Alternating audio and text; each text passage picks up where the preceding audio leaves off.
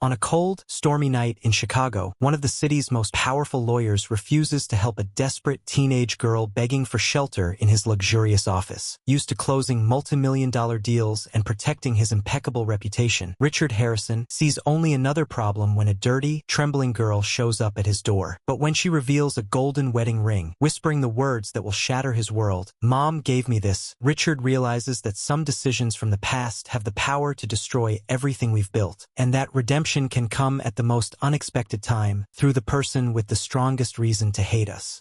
Hello. Before we begin, please subscribe to the channel and leave a like. At the end, please rate the story. I will be happy to respond to you in the comments. Now, let's get to the story.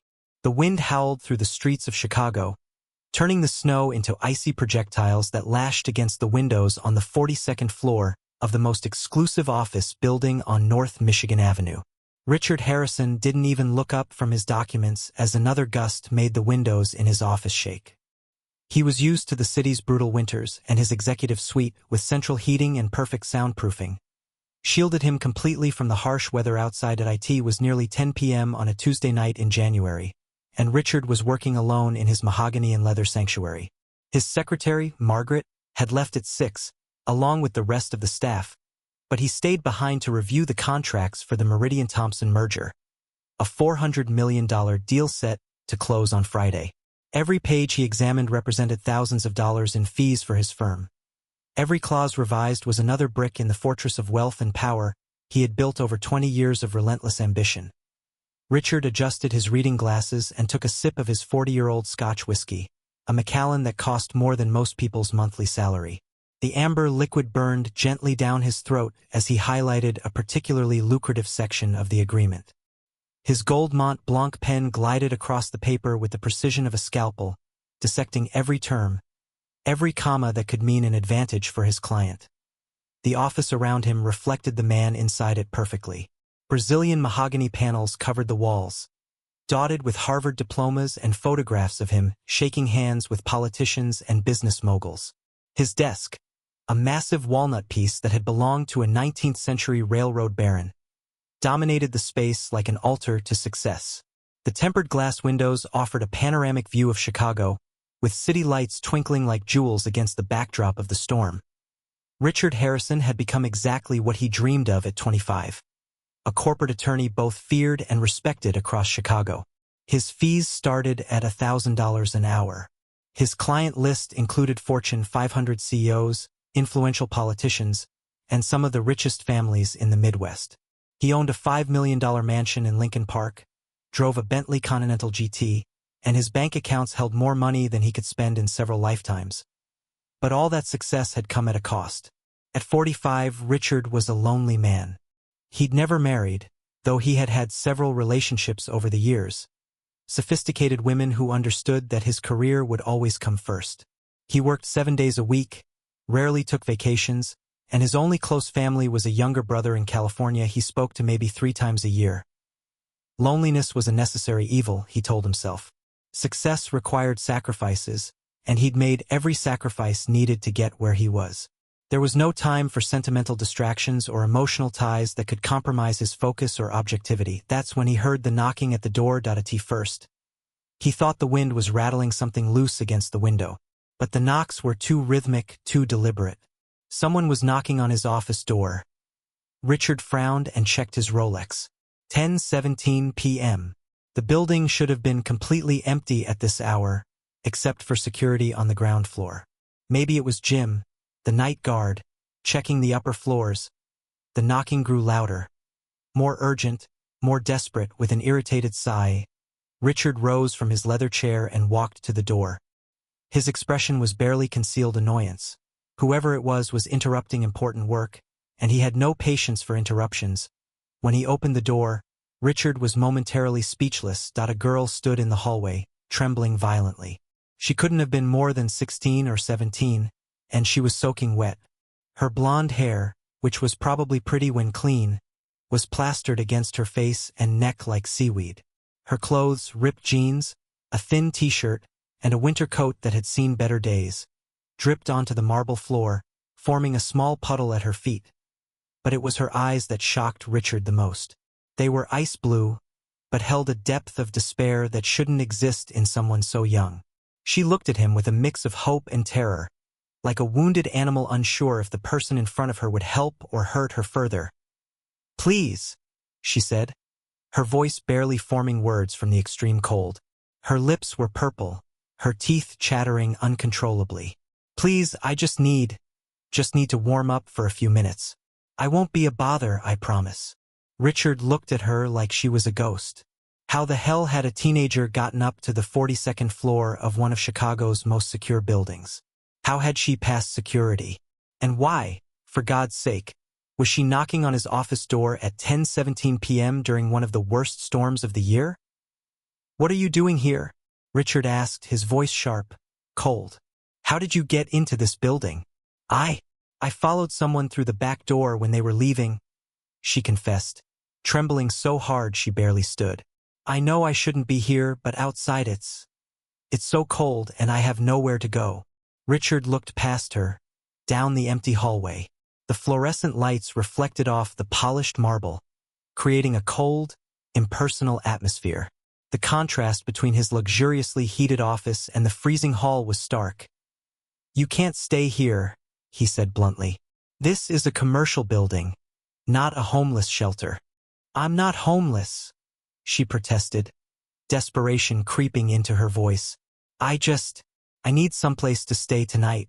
Tomorrow I'll leave, I promise. I won't touch anything. I won't cause any trouble." Richard felt a wave of irritation building inside him. He had important contracts to review. Millions depended on his work tonight, and now he had to deal with this social problem. "Listen, kid," he said, adopting the cold tone he used with hostile witnesses in court. "This is a law firm, not the Salvation Army. There are shelters in the city specifically for people in your situation. I suggest you go find one." "I tried," she said, tears starting to mix with the water dripping from her hair. "They're all full. Please, I just need a warm place to spend the night. I can sleep on the floor. I don't need anything special." Richard looked at her with growing impatience. His conscience, a voice he'd silenced long ago, whispered that sending a child back out into a deadly storm was wrong. But his practical nature, the same one that made him one of Chicago's most successful lawyers, shouted louder. "That's not my problem," he said coldly. "I can't have strangers wandering around my office.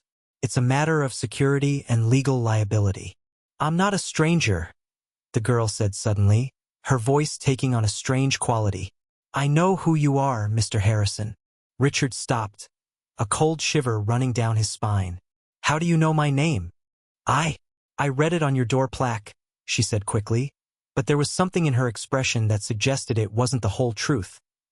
"The plaque just says Harrison and Associates," Richard replied, his lawyer instincts picking up the inconsistency.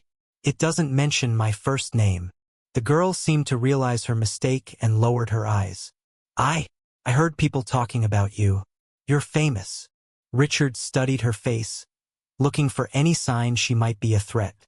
It was possible she was a sophisticated con artist trying some scheme. But looking at her, wet, shaking, clearly malnourished, he found it hard to imagine she posed any danger beyond an inconvenience. "No matter how you know my name," he said finally, "the fact remains you can't stay here. I'll call security and they'll escort you out." "No!" she exclaimed, panic taking over her voice. "Please don't call security. I'll leave, I promise. Just, please don't make me go out into the storm now. It's too cold out there." Richard looked at her again, noticing details he'd missed before. Her jeans weren't just ripped, they were too big for her, probably donated clothes. Her running shoes were completely soaked, with holes in the soles letting water in. She carried a small backpack that seemed to contain all her belongings. For a brief moment, something like compassion touched his heart. He recalled being young, feeling lost and desperate, though his circumstances had never been as dire as what this girl seemed to be facing. But then his defenses rose again. He had worked too hard and too long to build his perfect life. He wasn't about to compromise his professional standing or personal security for a stranger, no matter how young or desperate she seemed. "I'm sorry," he said, and a small part of him truly did. "But you can't stay here." I need you to leave now. Please, she begged one last time, her words escaping in small puffs of vapor in the cold hallway air. I don't have anyone else. I have nowhere else to go. Her words struck Richard unexpectedly, echoing something deep inside him he preferred not to examine too closely. But his resolve remained firm. That's not my responsibility, he said, his voice harsher than intended to mask the discomfort he felt. There are government agencies suited to handle situations like yours. Without another word, Richard stepped back into his office and began closing the door. Wait, the girl shouted, placing her hand on the door to stop it from shutting completely. You don't understand. I'm not here by accident. I came looking for you specifically. Richard paused, door half closed. What do you mean by that? I can't explain right now, but I need to talk to you. It's important. Please, just give me a chance. Any legal matters can be discussed during regular business hours, Richard said bluntly. Make an appointment with my secretary. You don't understand, she said, her voice breaking. I can't wait until business hours. I might not be alive tomorrow if you send me away now. The dramatic statement only increased Richard's irritation. He'd dealt with manipulative clients long enough to recognize emotional tactics when he saw them. No more theatrics, he said firmly. If you have a real medical emergency, call 911. If you need shelter, call social services. I'm not a social worker or a doctor. With that, Richard slammed the door shut, locking it securely as an extra precaution. Outside, he could still hear the girl knocking. Please! Her voice was muffled by the solid wood, but the hopelessness was clear. You're my last hope. Please, just listen to me. Richard returned to his desk, trying to ignore the noise. He picked up his whiskey and took a generous sip, hoping the liquid would warm the strange chill settling in his chest. The knocking continued for a few more minutes with intermittent pleas. Richard tried to focus on his documents, but the words on the page blurred. He kept hearing fragments of the girl's pleas through the door, words like please, alone, no one else. Finally, the noise stopped. Richard stood and walked to the window, looking out at the storm. The snow was falling so heavily he could barely see the buildings across the street. The wind howled like a wounded animal, and the temperature had dropped to -10 degrees Fahrenheit. According to the weather report, he wondered where the girl had gone. She had probably found her way out of the building and was looking for shelter elsewhere. Maybe she had called emergency services and gotten proper help. Richard returned to his desk and picked up the contracts again. He had important work to do and couldn't let a troubled stranger distract him from his professional responsibilities. But as he tried to read, the girl's words kept echoing in his mind. I'm not here by accident. I came looking for you specifically. What had she meant by that? And why had her voice sounded so familiar? So lost? Richard shook his head, pushing away these thoughts. Whatever the girl's story was, it wasn't his problem. He'd made the right choice, the professional, rational, and safe choice. Outside, the storm continued to rage, and somewhere in the cold night, a desperate teenage girl kept searching for someone who cared enough to listen to her story. Richard tried to turn his attention back to the contracts spread across his desk, but his concentration had completely shattered. The legal terms that normally flowed through his mind like crystal-clear water now seemed like incomprehensible hieroglyphics. He picked up his Mont Blanc pen and underlined a clause at random, just to keep his hands busy, but his eyes kept drifting back to the door. The silence had lasted only 5 minutes. Then the knocking started again. Knock, knock, knock.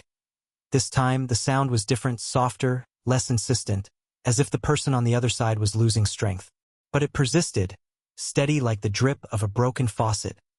Mr. Harrison? A muffled voice called through the door. My name is Maya Harrison. I know you don't want to hear me, but please, I just need a few minutes. Richard stopped writing. Harrison. Had she said Harrison? It was probably just a coincidence. Or maybe she'd read the full name at reception. Many people tried to connect with strangers using common last names, especially when they were desperate. I'm not going to steal anything, the voice continued, weaker now. I won't break anything. I just Please, it's so cold out here. Richard stood up abruptly and walked to the window, trying to block out the pleading voice. Outside, the storm had gotten even worse. The snow wasn't just falling. It was being whipped sideways by the wind, creating a white, impenetrable curtain that completely obscured the city view. The gusts made the tempered glass windows vibrate in their frames, a low, ominous sound that seemed to come from the depths of the earth. He had made the right decision, he told himself. This was exactly the kind of situation successful men avoided. Unnecessary drama, other people's problems, emotional distractions that could compromise professional judgment. Richard had learned long ago that in life, just as in court, compassion was a weakness opponents mercilessly exploited. He had become one of Chicago's most feared lawyers precisely because he had eliminated all emotional vulnerabilities from his professional persona. Knock, knock, knock. Please, Mr. Harrison. The voice continued, and now Richard detected a tremor that was not just from the cold. My mother always said you were a good man. She said if I ever needed help. Richard spun sharply from the window. What did this girl know about his mother? How did she know anything about him beyond what she might have read on professional websites or in newspaper articles? He walked to the door and pressed his ear against the solid wood. He could hear the girl's broken breathing, soft sobs she was trying to suppress. Who's your mother? He asked through the door, his voice still rough but with a note of unintentional curiosity. She's dead, Maya replied, her voice breaking completely now. She died of cancer 3 months ago. She always talked about Chicago, about someone she knew here, someone she said would help me if I ever needed it. Richard felt something cold form in his stomach. There was something in the girl's voice, the way she said certain words, that triggered distant echoes in his memory. How did your mother know me? He asked. She never told me exactly, Maya answered. But she had a picture of you, a very old photo from when you were younger. She said you were friends. A photo? Richard had to lean on the door. How many women in his past had photos of him? And how many had recently died of cancer, leaving behind helpless teenage daughters? What was your mother's name? He asked, his voice barely audible. There was a long pause. Then, Sarah Mitchell. Richard's world collapsed. Sarah Mitchell. Sarah with honey golden hair and blue eyes that sparkled when she laughed. Sarah who had been the only woman he had truly loved, the only person who had broken through his emotional defenses. Sarah whom he had hurt terribly, cruelly 16 years ago when she had tried to tell him she was pregnant. Richard had been just 29 then, an ambitious associate at the start of his career. When Sarah showed up at his apartment on that cold February night, tears streaming down her face, saying she was carrying his child, he panicked completely. He was on the verge of making partner. His career was finally gaining momentum, and the last thing he needed was the complications of an unplanned family. He remembered his own words, harsh and unforgiving. I'm not ready for this, Sarah. I never promised you anything permanent. If you choose to have this baby, you're on your own. Sarah had left that night, and he never saw her again. In the months that followed, he occasionally wondered what happened to her, but always pushed those thoughts away. His career took off just as he planned, and he convinced himself he made the right decision. But now, standing behind this door, listening to a shivering teenage girl in the hallway, Richard realized his actions 16 years ago had consequences far beyond anything he'd imagined. If this girl was telling the truth, if she really was Sarah's daughter, then she was also... Are you still there? Maya's voice came through the door, weaker now. Please, I know this is strange, but I have nowhere else to go. I've been trying to find you for months, since Mama died. I hitchhiked from Wisconsin. I've been sleeping in doorways, in alleys, anywhere I could find shelter. Richard's hands were trembling now. If Maya really was his daughter, then he had just spent the last 10 minutes rejecting his own child, sending her back into a storm that could kill her. But another part of him, a cynical, defensive part that had kept him alive in the cutthroat legal world, wondered if this was an elaborate scam. Had someone researched his past, found out about Sarah, and sent this girl to manipulate him? It wouldn't be the first time people tried to exploit his wealth through emotional manipulation. Knock, knock, knock. The knocks were barely audible now, as if Maya was using the last of her strength. "Please," she whispered. "I'm so cold. I can't feel my fingers anymore. I just need one warm place to spend the night. Then I'll leave you alone forever. I promise." Richard closed his eyes, trying to think clearly. Even if Maya really was his daughter, getting involved now would complicate everything. His career, his reputation, his carefully constructed life. Everything could be jeopardized. And if she wasn't his daughter, if this was a scam, letting her into his office could be even more dangerous. He had worked too hard to get where he was. He had sacrificed too much, including apparently his only child, to achieve his current status. He wasn't going to throw it all away now because of a sob story from a stranger, no matter how convincing. Richard walked over to his desk and picked up his phone. He dialed a number he knew by heart. "Security? This is Richard Harrison in Suite 4201. I have a situation here. There's a teenage girl who somehow got into the building, and she's harassing me. I need someone to come up here immediately and escort her out." "Copy that, Mr. Harrison," came a professional voice. "We'll have someone up there in 2 minutes. And make sure she doesn't get back in again," Richard added coldly. "Your security protocols clearly need to be reviewed if a homeless person can just walk in off the street." "Understood, sir. We'll handle it." Richard hung up the phone and returned to his window. In the reflection, he saw himself. A handsome man in an expensive suit, standing in his luxurious office, surrounded by all the trappings of success. This was who he was. This was what he had worked for. He wasn't going to let some distant past mistake compromise his present. From behind him, he could hear Maya's voice growing more desperate. "Please, I know you can hear me. I know you're afraid I want something from you, but I don't. I don't want your money. I don't want to disrupt your life. I just want to know if you remember my mother. I want to know if you ever think about us." The word hit Richard like a physical blow. Sarah had kept the baby. She had raised this girl alone for 16 years, apparently telling her stories about him, keeping his photograph, building some kind of mythology around a father who had abandoned them both. But before he could process this information further, he heard the sound of elevator doors opening down the hall. "Mr. Harrison?" a deep voice called out. "Building security." "She's right here," Richard called back, his voice deliberately loud enough for Maya to hear.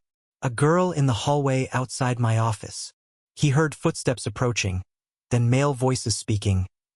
"Miss, you need to come with us." "No, please." Maya's voice rose in panic. "I'm not doing anything wrong. I just need to talk to him." "You're trespassing, miss. You need to leave the building immediately." "But there's a storm. Please just look outside. I'll freeze to death out there." "That's not our problem. You should have thought about that before breaking into a private building." Richard heard sounds of struggle. Not violence, but Maya clearly trying to resist being moved. "Mr. Harrison," she called out, her voice echoing down the hall as security guards led her away from his door. "Please, I have nowhere else to go. I'm alone in the world. My mother is dead. I have no other family. Please don't send me back into the cold." Her pleas grew fainter as they moved her toward the elevators, but Richard could still hear her. "I just wanted one night. One warm night. I wasn't going to hurt anyone." The elevator doors opened. "You don't understand." Maya's voice echoed down the elevator shaft now, distorted and desperate. "My name is Maya Harrison. I'm his daughter. I'm his daughter." The doors closed. Silence returned to the 42nd floor. Richard stood frozen by his window, staring at his reflection in the glass. The man looking back was still wealthy, still successful, still protected in his tower of achievement. But for the first time in years, he looked like a stranger to himself. Outside, the storm raged on, and somewhere in its frozen heart, a 16-year-old girl who might be his daughter was being led back into a night that could kill her. Richard poured another whiskey, making it a double. He had work to do. Contracts to review, money to make, an empire to protect. He had made his choice, chosen his priorities. Everything else was just collateral damage. But as he tried to focus on the legal documents spread across his desk, Maya's final words kept echoing in his mind. I'm his daughter. I'm his daughter. And for the first time in his carefully controlled life, Richard Harrison wondered if he had finally gone too far.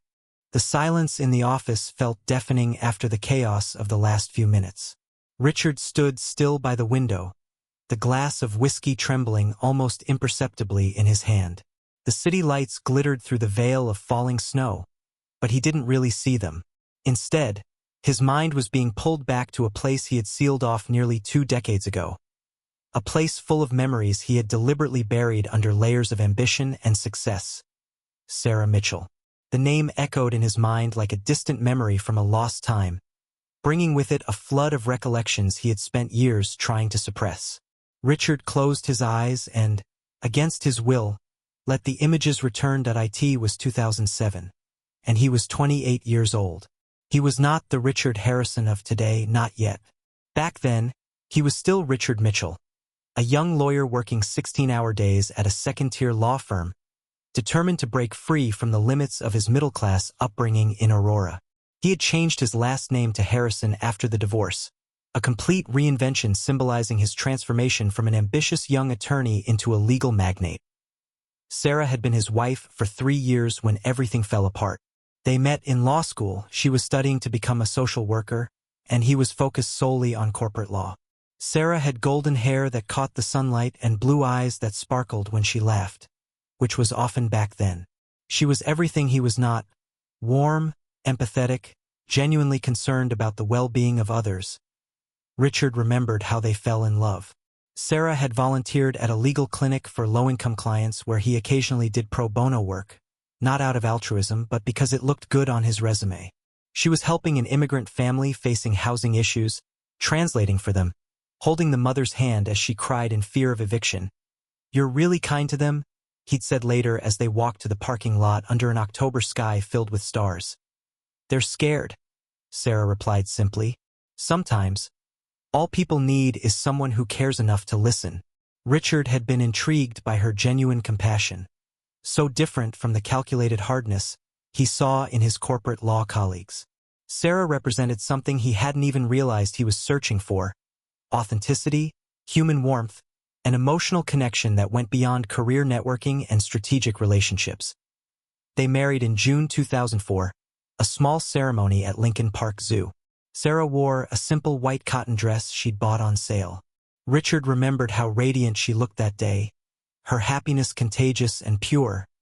The early years were good.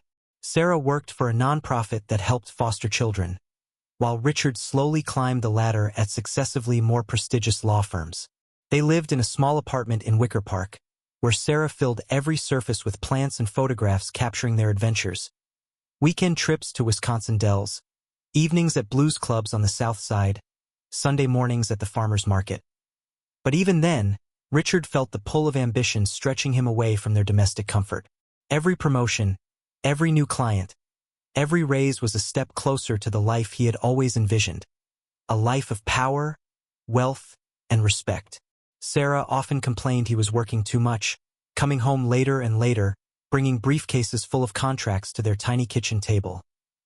"We never talk anymore," she'd say, setting a plate of homemade dinner in front of him while he shuffled through legal documents. "When was the last time we just spent time together?" "I'm building a future for us," he'd respond impatiently. "Do you want to live in this tiny apartment forever? Don't you want nice things? Security?" "I want you," Sarah had answered simply. "I want my husband back." But Richard was already too far down the path he had chosen. By 2006, he had made junior partner at Kennedy and Associates, a mid-level firm specializing in corporate law. His salary had tripled, and he had his sights set on eventual partnership at one of Chicago's prestigious firms. He started bringing home expensive gifts for Sarah: designer bags, jewelry, clothes, things she appreciated but that clearly made her uncomfortable. "You don't have to buy me things," she would say. "I'd rather have you home for dinner." "These things are important," Richard insisted.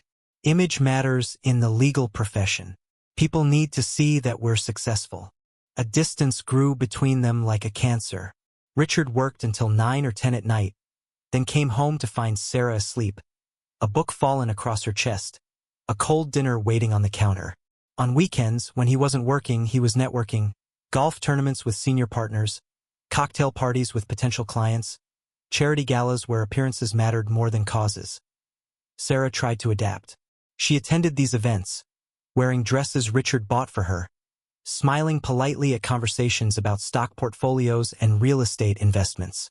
But Richard saw how uncomfortable she felt, how she gravitated toward the service staff or anyone who seemed like she could have a genuine conversation with. "You don't try." He finally exploded one evening after a particularly important client dinner where Sarah spent most of her time talking to a waiter about his art classes. "These people are important for my career. You could at least pretend to be interested in what they're saying." "I am trying," Sarah replied, tears in her eyes. "But I can't pretend to care about things that don't matter to me. I became a social worker because I want to help people, not because I want to network with them." "And look where that's gotten you," Richard said cruelly. "Making $30,000 a year helping people who never appreciate it." Those words hung between them like a physical barrier. Sarah looked at him as if she were seeing him for the first time. "When did you become so hard?" she asked quietly. "What happened to the man who used to care about more than money?" By early 2007, they lived like strangers sharing an apartment. Richard was working on his biggest case yet, a merger worth $50 million that could make his reputation and secure his move to a top-tier firm. He was rarely home, and when he was distracted, always checking his BlackBerry, always thinking about strategy and positioning. Sarah started working longer hours, throwing herself into her clients' cases as a way to fill the emptiness in her own life. She was helping a 16-year-old girl in foster care find a permanent placement, a case that seemed to consume her emotionally. "This girl, Amanda, she reminds me so much of myself at that age," Sarah told him one evening, a rare moment when they were both home and awake at the same time. "She's been passed from home to home her entire life. She just wants someone to love her, to give her stability." Richard murmured, not looking up from his contracts. "I've been thinking," Sarah continued carefully, "about us having a family. We've been married for 3 years now, and we're both stable in our careers. Maybe it's time." "Not now," Richard cut her off abruptly. "I'm in the middle of the most important case of my career. I can't be distracted by baby talk." The hurt in Sarah's eyes was unmistakable, but she didn't press the issue. Instead, she quietly got up and went to their bedroom, closing the door softly behind her. That conversation took place in January. By March, Richard had successfully closed the merger and received an offer from Harrison, Klein and Associates, one of Chicago's most prestigious firms. The starting salary was more than he had ever dreamed of, and a clear path to partnership lay before him. He remembered the night he came home with the news, floating on excitement and triumph. Sarah was in the kitchen, making dinner as always, but something was different about her posture. She seemed nervous, hesitant, as if steeling herself for a difficult conversation. "I have something to tell you," she said after he finished describing his new position, the opportunities it would bring, the money they would make. "What?" he asked distractedly, already mentally planning his transition to the new firm. Sarah took a deep breath, her hands shaking slightly as she set down the wooden spoon she'd been using to stir the pasta sauce. "I'm pregnant." The words hit Richard like a physical blow. All his excitement about the new job, all his careful career planning, everything seemed to crash down around him in that moment. "What?" he said, unable to process what she just told him. "I'm 10 weeks along," Sarah said, her voice barely above a whisper. "I wanted to be sure before I told you." Richard stared at her, his mind racing. A baby. Just when his career was about to take off. Just when he was finally positioning himself for a partnership that would set him up for life. "This isn't good timing," he said finally, his voice cold and clinical. Sarah's face fell. "There's never a perfect time to start a family, Richard. But we're good people with good jobs. We can make this work." "My new position will require incredible dedication," Richard said, pacing around their small kitchen.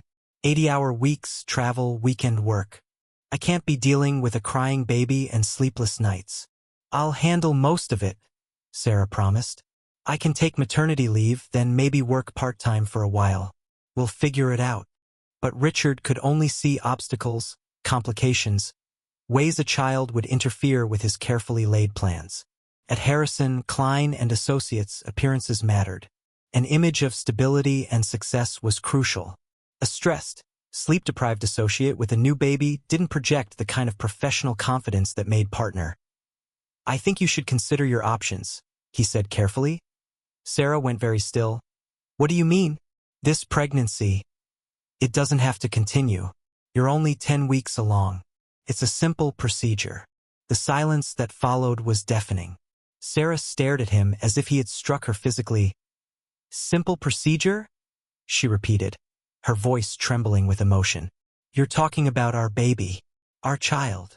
"It's not a child yet," Richard said coldly, falling back on the detached analytical thinking that had served him so well in legal practice. "It's a cluster of cells, a problem that can be solved." Sarah started crying then, great heaving sobs that seemed to come from the depths of her soul. "I can't believe you just said that," she managed between tears. "This is our baby, Richard. Yours and mine. How can you be so cold about it?" "I'm being practical," Richard replied, his voice growing harsher as Sarah's emotions made him uncomfortable. "I'm thinking about our future, our careers, our financial stability. A baby right now would ruin everything we've worked for." "Everything you've worked for," Sarah corrected him. "This has never been about us, has it? It's always been about you, your career, your success. I'm just supposed to be an accessory that helps you look respectable." "That's not true," Richard protested. But even as he said it, he knew she was right. "Then prove it," Sarah said, wiping tears from her face. "Tell me you want this baby. Tell me our family is more important than your partnership." Richard stood there in their kitchen, surrounded by all the symbols of a life they had built together. Sarah's photographs on the walls, her plants in every window, the smell of a home-cooked meal she made for him every single night. And he couldn't say the words she needed to hear. "I can't," he finally admitted. "My career, it's everything I've worked for. I won't let anything compromise it." Sarah nodded slowly, as if confirming something she had already suspected. "Then I guess we don't have anything more to discuss," she said quietly. She turned back to the stove, turning off the burner under the pasta sauce that had been simmering all evening. Then she walked toward their bedroom. Richard stood in the kitchen, listening to the sounds of Sarah packing. Drawers opening and closing, a closet door sliding back and forth, soft footsteps moving around a room that had been their sanctuary. When she emerged, she carried a suitcase and had her purse slung over her shoulder. Her face was streaked with tears, but her expression was resolute. "I'm going to stay with my sister in Milwaukee," she said. "For tonight, anyway." "Sarah, wait," Richard said, finally realizing this wasn't just a temporary fight. "Let's talk about this." "We did talk about it," she replied. "You made your feelings very clear. You want success more than you want a family. More than you want me. That's not—" "You don't understand the pressure I'm under," Richard protested. "This partnership could set us up for life." "I understand perfectly," Sarah said, her voice sad but no longer angry. "I understand you've already chosen your priorities." She paused at the door, her hand on the doorknob. "For what it's worth," she said softly, "I think you would have been a wonderful father if you had wanted to be. This baby, it's part of both of us. I can't believe that doesn't mean anything to you." "Sarah, please." "I'll call you when I get to Diana's," she said. "We'll figure out logistics, divorce, an apartment, all of that." "Divorce?" The word hit Richard like a slap. "What did you expect?" Sarah asked. "That I would just go along with this? That I would quietly terminate my pregnancy and pretend nothing happened? That I would stay married to someone who sees starting a family as a problem to be solved?" She opened the door, then looked back at him one last time. "I loved you," she said simply. "I loved the man you used to be. I don't know who you've become." And then she was gone. Richard stood alone in their empty apartment, surrounded by silence and the lingering smell of dinner that would go uneaten. He told himself it was for the best, that Sarah was emotional and irrational, that his decision was the right one for both their futures. But even then, standing in that kitchen with everything she had left behind, her plants, her photographs, evidence of 3 years of sharing a life together, Richard felt something cold and empty settle into his chest. He threw himself into his new job at Harrison, Klein and Associates with even more intensity. Without Sarah's expectations, without the complications of a relationship, he could focus entirely on building a career that would make him wealthy and powerful beyond his wildest dreams. Sarah filed for divorce 8 months later. He signed the papers without contesting, even agreeing to a generous settlement despite his lawyer's advice to fight it. He never heard from her again. Now, standing in his luxurious office 17 years later, Richard opened his eyes and forced himself back to the present. The familiar emptiness that had followed him since Sarah left was now accompanied by something new. A crushing weight of realization that his choices had consequences far beyond what he had imagined. Sarah had kept the baby. She had raised Maya alone. For 16 years, she had apparently told their daughter stories about him, kept his photograph, built some kind of mythology around a father who had abandoned them both. And now Sarah was dead. And Maya, if she really was his daughter, had come to Chicago looking for him. Richard poured another whiskey, this one a double. He had work to do, contracts to review, a career to protect, a life to maintain. But as he tried to focus on the legal documents spread across his desk, Maya's voice kept echoing in his mind. "My mother always said you were a good man. She said if I ever needed help." Sarah called him a good man? After everything that had happened? After he had essentially forced her to choose between him and their unborn child? Richard shook his head violently, trying to clear the thoughts. It didn't matter what Sarah had told Maya. It didn't matter what mistakes he might have made 17 years ago. What mattered was protecting everything he had built since then. He made his choice then, and he was making his choice now.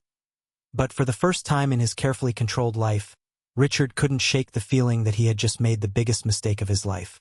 The morning arrived with a brutal clarity that made the previous night's storm feel like a distant nightmare. Richard had slept only 2 hours, waking repeatedly from fragments of dreams where young voices called his name through dark, endless hallways. At 6 a.m., he gave up trying to sleep and headed to the office, hoping work might quiet the turmoil in his mind. The office of Harrison, Klein and Associates on the 42nd floor was a masterpiece of corporate design. Tempered glass, brushed steel, and Italian leather in shades of gray and black. The minimalist decor projected exactly the image Richard had cultivated over the years. Power, sophistication, and a calculated coldness that intimidated clients and opponents alike. Richard settled at his mahogany desk, trying to focus on preparations for the most important meeting of the week. The Pemberton brothers, heirs to a Texas oil fortune worth roughly $200 million, were flying into Chicago specifically to discuss restructuring their family empire. The contract resulting from this meeting could bring the firm more than $5 million in fees, and Richard had spent weeks preparing every detail of the presentation. Documents were spread across his desk in meticulous order. Financial analyses, trust proposals, tax minimization strategies that would save the Pembertons tens of millions over the coming years. It was exactly the kind of complex, lucrative work that had built his reputation as one of the city's most sought-after lawyers. But every time Richard tried to focus on the legal clauses, his mind drifted back to the night before, to Maya, if that was truly her name, to her desperate pleas in the hallway, to how she had shouted, "I'm his daughter," as the security guards led her away. Richard shook his head vigorously. It didn't matter who the girl was or what she wanted. He had professional responsibilities, client commitments, a reputation to maintain. That situation had been handled appropriately. Building security would know not to let her back in again at 10 a.m. Margaret buzzed through the intercom. "Mr. Harrison, the Pemberton gentlemen have arrived. They're in the main conference room." Richard adjusted his Hermes tie and grabbed his leather portfolio. This was his arena, the place where he felt absolutely confident and in control. Here, there were no teenage girls with tragic stories. No ghosts from the past to haunt him. Just numbers, strategies, and the sweet satisfaction of closing another lucrative deal. The conference room on the 42nd floor was impressive even by the firm's high standards. A glass table seating 20 dominated the space, surrounded by leather chairs costing more than most people's monthly paychecks. The walls were floor-to-ceiling windows offering a spectacular view of Chicago, which sparkled today under bright winter sunshine, making the snow on the ground shine like diamonds. James and William Pemberton were men in their 50s, both wearing perfectly tailored suits that probably cost more than a new car. They carried the confident bearing of men who had never questioned their place in the world, a casual arrogance born of generational wealth. "Gentlemen," Richard said, extending his hand with a practiced smile. "Welcome to Chicago. I hope your flight from Dallas was comfortable." "Excellent, thank you," replied James, the older of the two brothers. "We're eager to see what you've prepared for us. Your reputation precedes you, Mr. Harrison." Richard spent the first hour walking them through his proposed restructuring plan. He had crafted a strategy that would move their oil holdings into a series of offshore trusts, reducing their tax burden by nearly 30% while shielding their assets from potential lawsuits. It was brilliant work, complex, innovative, and completely legal. "This is exactly what we needed," William said, leaning back in his chair. "Our previous legal team in Dallas simply didn't have this level of sophistication." "We're prepared to move forward immediately," James added. "When can we start the paperwork?" Richard felt a familiar rush of professional satisfaction. This was what he lived for. A moment when months of preparation crystallized into a multimillion-dollar victory. He was about to respond when Margaret's voice came through the intercom. "Mr. Harrison, I'm sorry to interrupt, but there's a situation at reception." Richard's jaw tightened. After last night's incident, he had specifically instructed Margaret to screen all visitors more carefully. "I'm in an important meeting," he said curtly. "Whatever it is can wait." "Sir, it's about a young woman. She says she needs to speak with you immediately, and she's—" The intercom went silent. Then Richard heard shouting from the reception area. A young voice raised in desperation. "I need to see Richard Harrison. Please, I'm his daughter. I have proof." Richard's blood ran cold. Maya had somehow gotten back into the building again, during business hours, in the middle of the most important meeting of his career. "Excuse me, gentlemen," Richard said to the Pemberton brothers, trying to keep his voice steady. "I'll be right back. Just a small matter to resolve." But before he could reach the door, there was a commotion in the hallway. Richard heard Margaret's voice, high-pitched with anxiety. "Miss, you can't just walk in here. Security." The conference room door burst open. Maya stood in the doorway, and Richard was shocked by her appearance. She looked awful, her skin pale with a grayish tint suggesting hypothermia, her lips slightly blue, and she was swaying on her feet as if she might collapse at any moment. Her hair was wet from melted snow, clinging to her face in tangled strands. The clothes she wore, a thin jacket over what looked like several layers of other thin clothing, were damp and wrinkled, as if she'd spent the night sleeping rough. "I'm sorry," she said, her voice hoarse and barely audible. "I know you don't want to see me, but I need to tell you something. Something important." The Pemberton brothers stared at her with a mixture of shock and distaste. These were men accustomed to luxury and privilege, and the sight of a homeless teenage girl at their business meeting clearly disturbed them. Richard felt his carefully constructed professional facade cracking. Everything he had worked for, everything this meeting represented, was being threatened by this girl's presence. "Security!" he barked. "Where is security?" "They're on their way," Margaret said, hovering anxiously in the doorway. Richard turned to the Pemberton brothers, his mind racing to salvage the situation. "I apologize, gentlemen. This is highly irregular. I assure you, this person has no connection to our business." "Richard," Maya said, her voice breaking, "please, just listen to me. I'm sick. I've been outside all night and I think I might have frostbite on my fingers." She held up her hands, and Richard saw that her fingertips were indeed an alarming white color. "I don't care about your problems," Richard said harshly, acutely aware of his clients watching every word. "You're trespassing on private property. You need to leave immediately." "But I'm your daughter," Maya said, tears streaming down her face. "I can prove it." "You're not my daughter," Richard said coldly. I don't know who you are or what you think you're doing, but you're delusional. I'm calling the police. Richard reached for his phone, but Maya's next words stopped him. Please, she whispered. I know you don't want to believe me, but I have something. Something my mother gave me. With hands shaking from cold or emotion or both, Maya reached for something around her neck. Her fingers fumbled with a thin chain hidden under her layers of clothing. She told me to give this to you, Maya said, her voice barely audible. She said it would help you remember. Richard was about to dismiss whatever trinket she was about to show him. But then Maya pulled a chain free from her clothing. Dangling from a simple silver chain was a ring. A simple gold wedding band that caught the light from the conference room's expensive fixtures. Richard's world stopped. He knew that ring. He knew it because he had spent 3 months' salary buying it 17 years ago.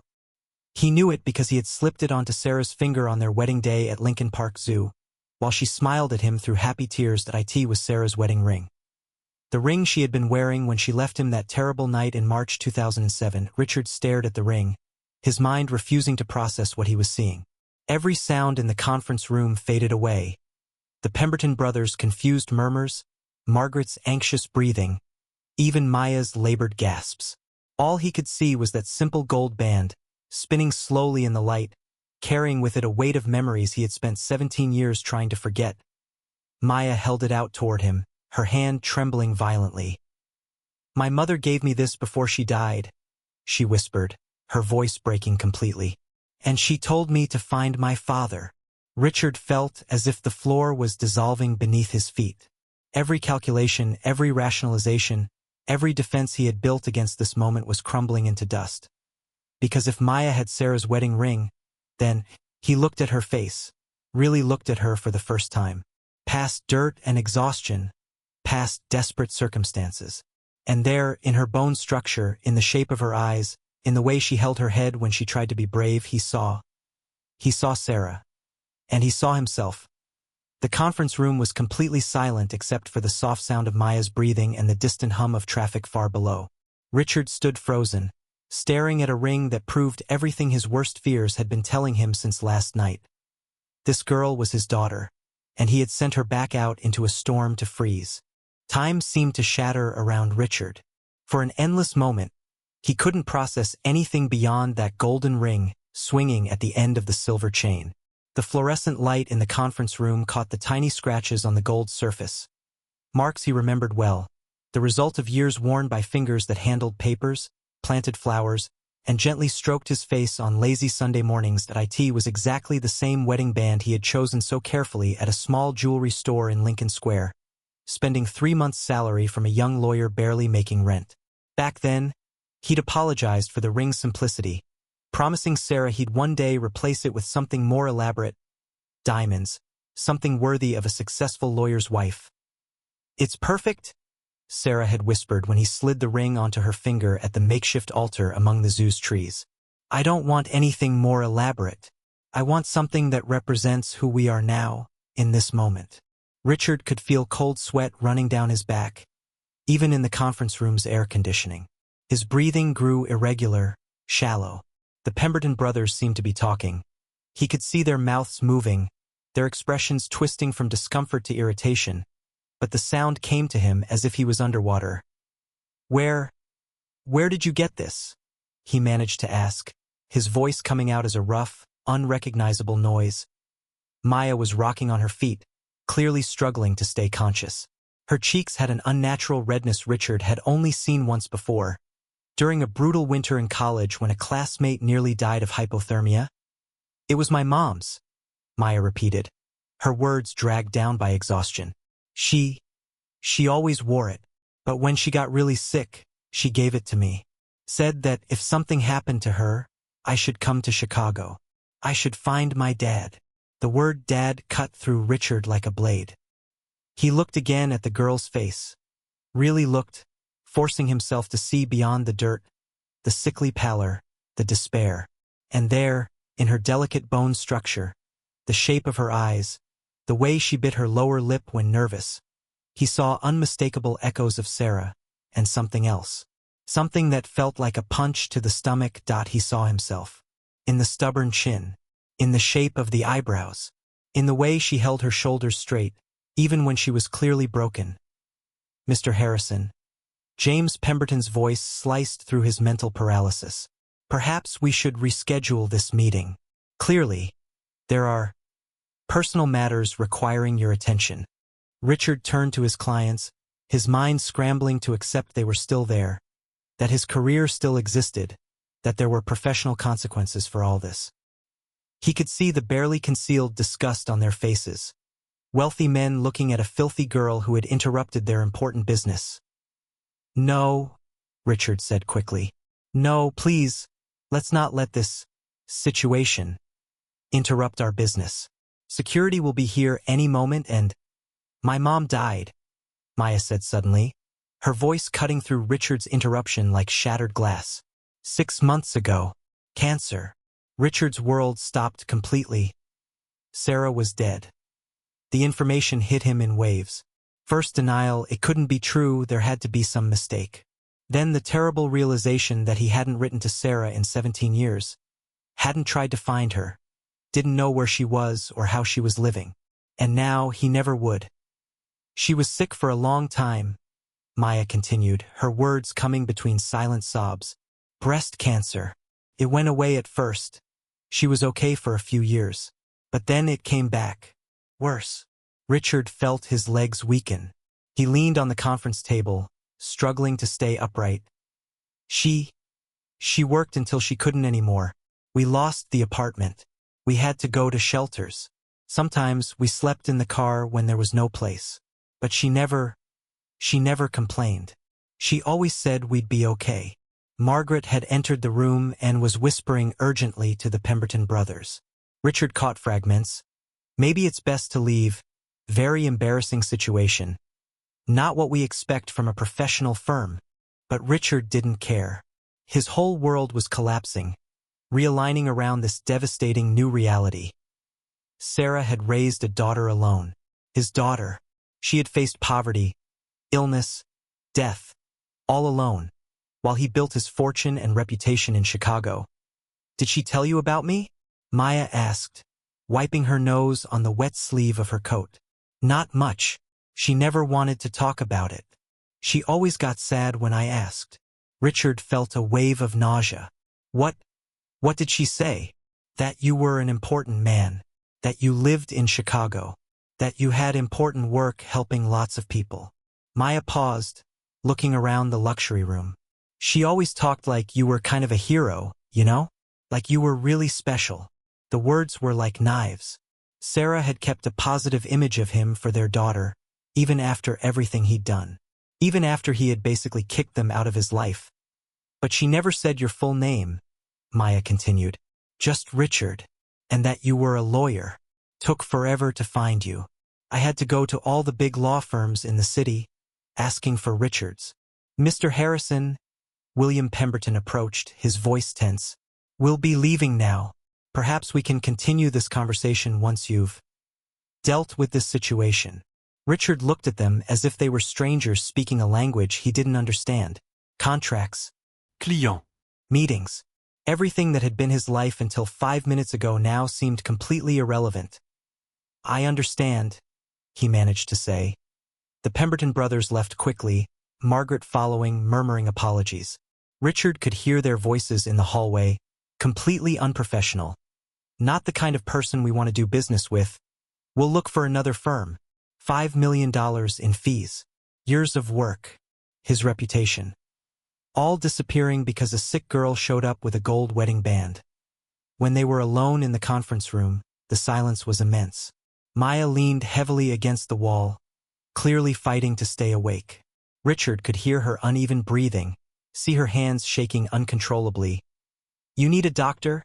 He said, his voice rougher than he intended. I'm fine. Maya lied, but her legs gave out, and she slid down the wall until she was sitting on the marble floor. Richard watched her collapse and felt something inside him break. This girl, his daughter, had spent the night on the street in a snowstorm because he had sent her away. She was hypothermic, clearly malnourished, and she had lost her mother 6 months ago. Sarah had raised this girl alone for 16 years. faced cancer, poverty, death, all without him. And in the end, as she was dying, she had given Maya the only link left to the man who had abandoned them. Richard slowly lowered himself to his knees in front of Maya. Up close, he could see she was even younger than he had first thought. Her eyes were Sarah's big blue eyes, but there was something in them he recognized as his own. A stubborn determination, a refusal to give up even when all seemed lost. "Maya," he said gently, testing the name in his mouth. She looked up at him with cautious hope. "What was your mom's full name?" he asked, his voice trembling. He needed to be sure. Needed to hear the words that would confirm what he already knew in his heart. Maya blinked slowly, as if struggling to focus. "Sarah," she whispered. "Sarah Elizabeth Mitchell." Richard closed his eyes. Sarah had kept her maiden name. All this time, all these years, she had been Sarah Mitchell. Not Sarah Harrison, as he had assumed she would be, once they were married forever. She had erased any trace of him from her identity, except for the daughter who carried his genes. Richard's world had changed completely in less than 5 minutes. His whole carefully built life, his career, his reputation, his identity as a man who had done it all right, was crumbling. And all because a sick girl showed up with the wedding ring he had given Sarah when they were young, in love, and believed they could face anything together. Maya's words echoed through the conference room like a funeral bell. Sarah Elizabeth Mitchell. The full name of the woman he had once loved and then rejected. The woman who had carried and raised his daughter for 16 years, entirely on her own. Richard felt as if an invisible crack was opening beneath his feet in the marble floor, ready to swallow him whole. His hands trembled as he tried to process the magnitude of what he was discovering. "Mitchell Harrison," he repeated slowly, his voice barely more than a whisper. She used both names?" Maya nodded, her eyes starting to close periodically, as if she were fighting unconsciousness. "Yes," she said. "She decided to keep both after you separated. Said it was important to her not to forget completely." Richard closed his eyes tightly, trying to block the pain these words caused. Sarah had kept his name. Even after everything that happened, even after he had chosen his career over family, she had kept a piece of him with her. "Maya," he said, his voice firmer than he felt. When were you born?" "December 2007, Maya replied, wiping her nose on the sleeve of her soaked coat. "December 15th. Richard ran the numbers in his head, and the result hit him like a punch to the gut. Sarah had left home in March 2007. Maya was born in December, exactly 9 months later. Sarah was pregnant when she left home. She was pregnant when he yelled at her about her wrong priorities. She was pregnant when he said he couldn't be bothered with her emotional problems. She was pregnant when he picked a client meeting over talking to her about what was clearly a crisis in their marriage. The revelation hit him like an avalanche. Richard felt his legs grow weak, the air rushing out of his lungs like he'd been struck. "Are you okay?" Maya asked, her own voice weak but filled with genuine concern. Even in her pitiful state, she cared about him. I need to know more," Richard managed to say, forcing himself to focus. "About your mother. About how you lived." Maya leaned further against the wall, clearly exhausted. But when she began to speak, there was a tenderness in her voice that cut Richard's heart like a knife. "Mom was amazing," she said, a small smile appearing on her cracked, cold lips. "She worked so hard, sometimes 3 jobs at once. In the mornings she cleaned offices. In the afternoons she worked at a coffee shop. And at night, she did bookkeeping for small businesses at home." Richard heard every word like an accusation. While he built his fortune, Sarah was working 3 jobs just to survive. While he closed million-dollar deals, she was cleaning offices at dawn. "She never complained," Maya continued, her eyes fixed on a distant point. "Even when I was little and didn't understand why we couldn't have the things other kids had. She always said we were rich in what mattered, that we had each other." "Where did you live?" Richard asked, though he wasn't sure he wanted the answer. "In different places," Maya said, shrugging. "Never anything fancy. Mostly small apartments. Sometimes just 1 room. Mom always said we didn't need much space because we spent most of our time together anyway. Richard could perfectly picture it. Sarah and Maya sharing a tiny bedroom in some low-rent apartment complex. Sarah working herself to exhaustion just to pay rent and buy food. Meanwhile, he was in his penthouse, complaining that the catering had delivered the wrong wine for a party. "Did she help you with school?" he asked. "Always," Maya answered, her face brightening slightly. "She said education was the most important thing, that I could be whatever I wanted if I studied hard. She stayed up late with me, helping with homework, even when she was exhausted from working all day." Richard imagined Sarah, worn out after a triple-shift day, sitting at the kitchen table in a cheap apartment, helping Maya with math and English. Sarah, who had given up her own college dreams to marry him. Sarah, who sacrificed everything to give Maya opportunities she never had. "And when she got sick?" he asked, barely able to form the words. Maya's expression changed, the light in her eyes fading. "She tried to hide it from me at first, kept working even when she was doing chemotherapy. Said it was just a cold that wouldn't go away." Richard felt nausea rising in his throat. Sarah had faced cancer alone, trying to protect Maya, trying to keep things normal even as her world fell apart. "But I knew," Maya continued, her voice growing weaker. "I could see how thin she was getting, how tired she always was, how she sometimes cried when she thought I wasn't looking. Did she have help? Good doctors?" Maya shook her head. "We had to go to the emergency room several times. She didn't really have good insurance. We tried to get help, but it was complicated, expensive." Richard closed his eyes, overwhelmed by shame and horror. Sarah had died because she couldn't afford proper medical treatment. She had faced cancer with no resources, no support system, nothing but a teenage daughter who depended on her. And all this while he had millions in bank accounts and medical insurance that covered everything. "In the last months," Maya went on, her words barely audible. "She became very weak, lost her last job. We lost the apartment. We stayed in a shelter for a while, but she was too sick. They didn't know how to help." Richard stood up suddenly, unable to listen any longer. Every word Maya spoke felt like a dagger to the conscience he had spent 17 years trying to silence. Sarah had died in a shelter.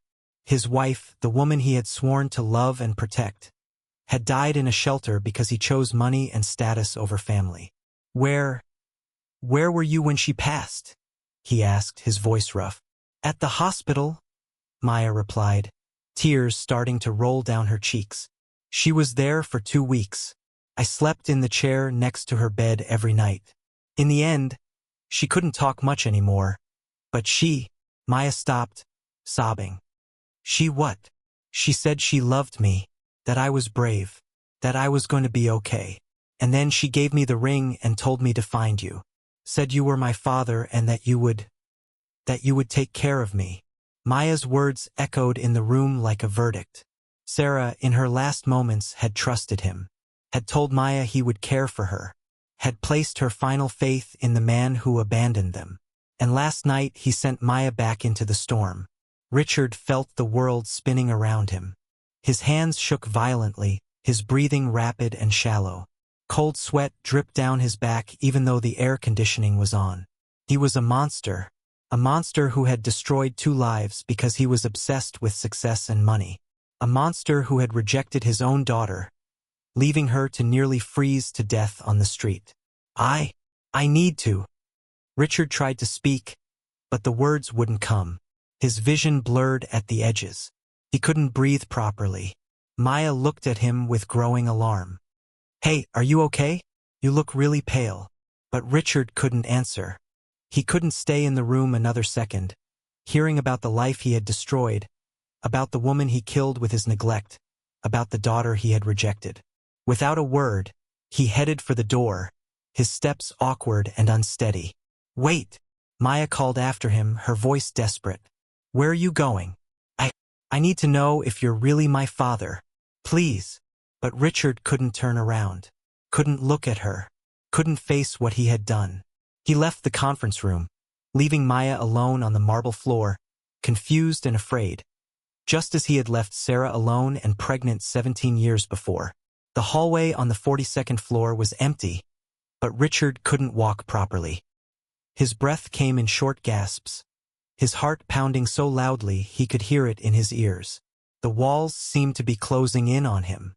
He leaned against the wall, sliding down until he was sitting on the expensive carpet, his head in his hands, utterly broken. Richard stayed in the hallway for several minutes, his face buried in his hands, trying to steady his breathing, which felt completely out of control. The silence on the 40th floor was broken only by the muffled sound of distant elevators and the low hum of the air conditioning. Every time he closed his eyes, he saw Sarah. Sarah, pregnant and working 3 jobs. Sarah alone in the hospital undergoing chemotherapy. Sarah dying in a shelter, taking her last breath while holding her teenage daughter's hand. And Maya. Maya, sleeping on the streets during a snowstorm because he had been too proud, too blind, too monstrous to recognize what was right in front of him. No, he whispered to himself, forcing himself to stand. No more. His legs still shook, but he managed to walk back to the conference room door. Through the glass, he saw Maya still sitting on the floor, hugging her knees tight against her chest, visibly trembling. Richard opened the door slowly, trying to compose his expression. Maya looked up at him with wary eyes, like a wounded animal unsure whether to trust. "Sorry," Richard said, his voice steadier than he felt. I needed to process some things." Maya didn't say a word, just kept looking at him with that heartbreaking mix of hope and distrust. "Maya," he continued, moving closer and crouching down in front of her. "You're very sick. You need to see a doctor now." "I said I'm fine," she repeated, but her voice was so weak it barely rose above a whisper. "You're not," Richard said firmly. "You have hypothermia, probably malnutrition too. I'm taking you to Northwestern Memorial Hospital. Now." Maya looked at him in surprise. "Why'd you change your mind? You sent me away last night. Now you want to help me." Richard felt a stab of guilt but forced himself to hold eye contact. I was wrong last night. Very wrong. And no matter who you are, you're a child who needs medical help. But I don't have money for a hospital," Maya said, her words dragging. "No insurance either." "I do," Richard replied without hesitation. "I'll take care of everything." Maya blinked slowly, clearly struggling to process this sudden change. "Why would you do that? You don't even know me." "Because you're my daughter," Richard wanted to shout. "Because I failed you and your mom so terribly I don't know how to live with myself. Because Sarah died believing I would take care of you, and it's the only right thing left for me to do." "Because it's the right thing to do," he said instead. Gently, Richard helped Maya to her feet. She was weaker than he'd realized, her legs barely able to support her weight. Instinctively, he looped his arm around her for support, feeling how small and fragile she was. "Margaret," he called, and his assistant appeared immediately. "Mr. Harrison?" she said, eyes wide as she saw him steadying Maya. "Cancel all my appointments today, every single one, and call my driver. We're going to Northwestern Memorial Emergency Room." "Of course," Margaret said, already pulling out her phone. Then she paused. "What about the Pemberton brothers? They seemed worried when they left." Richard closed his eyes for a moment. $5 million in fees. Years of work. His carefully built reputation. "Deal with that later," he said. "Right now, Maya is the priority." In the elevator ride up, Maya looked at Richard with growing confusion. "I don't understand," she said. "Why are you being so nice to me now?" Richard watched the floor numbers tick down on the elevator display, fighting the urge to tell the truth. "Sometimes people do the wrong thing first," he said carefully, "and then they try to do better." At Northwestern Memorial, Richard used every connection he had. Within minutes, Maya was being examined by doctors, receiving 4 fluids, and wrapped in special warming blankets. Richard watched everything from outside the glass window, feeling each medical procedure like a personal accusation. "Severe hypothermia," the doctor explained afterward. "Significant malnutrition. She probably hasn't had a proper meal in weeks." and there are signs she's been living in very harsh conditions for some time. Will she be okay? Richard asked, voice tense. Yes, with proper treatment. But, Mr. Harrison, may I ask what your relationship is to this girl? She mentioned she's searching for a relative. I'm looking into that, Richard said, which was technically true. For now, just make sure she gets all the care she needs. Money is no object. After Maya was stabilized and moved to a private room, Richard took her to the Ritz-Carlton. She was still in the same dirty, wet clothes, so they stopped first at an upscale department store. Pick whatever you want, he said, watching Maya's eyes widen as she surveyed the women's section. This is all so expensive, she protested. Don't worry about it, Richard replied, meaning it completely. Maya chose simple clothes, jeans, some basic tops, a warm jacket but nothing extravagant. Richard noticed how she automatically checked the price tags and reached for the cheaper items. A habit clearly honed by years of necessity. At the hotel, Richard secured a luxurious suite. Maya looked around the opulent room with her mouth slightly open. This is incredible, she whispered, nervously touching the silk curtains. Mom and I never stayed anywhere like this. The casual mention of Sarah stabbed Richard like a knife. The room service will bring dinner in a few minutes, he said. Order whatever you want. Maya sat on the edge of the enormous bed, clearly overwhelmed. Mr. Harrison, she said, I still don't understand why you're doing all this. You don't even know if I'm telling the truth about looking for my dad. Richard sat in the armchair across the room, keeping his distance despite every instinct screaming to hug her, to tell the truth, to ask for forgiveness. Tell me more about him, Richard said carefully. Your father. What did your mom tell you? Maya's expression darkened. Honestly, I kind of hate him. The words hit Richard like physical blows. He forced his face to stay neutral. Why? Because he's a coward, Maya said, her voice gaining strength with anger. Mom never said it directly, but I could tell. He abandoned us. When she was pregnant with me, he kicked her out because we weren't convenient for his precious career. Richard felt like he was drowning but forced himself to listen. Mom worked herself to death trying to take care of me alone, Maya continued, tears forming in her eyes. She had to work 3 jobs because he wouldn't help. She got sick because she couldn't afford proper health care. And where was he? Building his fortune, probably not caring at all that she was dying. Every word was torture, but Richard needed to hear it. He needed to fully understand the damage he had caused. Maybe he had reasons, Richard began weakly. What reasons? Maya demanded, fierce despite her exhaustion. What reason could possibly justify abandoning your wife and baby? He's selfish. He's evil. And honestly, I hope that when I find him, I tell him exactly what I think of him before I never see him again. Richard felt like his heart was being ripped out. Maya hated him with good reason. She wanted to tell him she despised him, then disappear from his life forever. But you still want to find him? He asked quietly. Maya's anger softened a little. Mom asked me to. It was her last request. She said maybe he changed. Maybe he'd want to help now.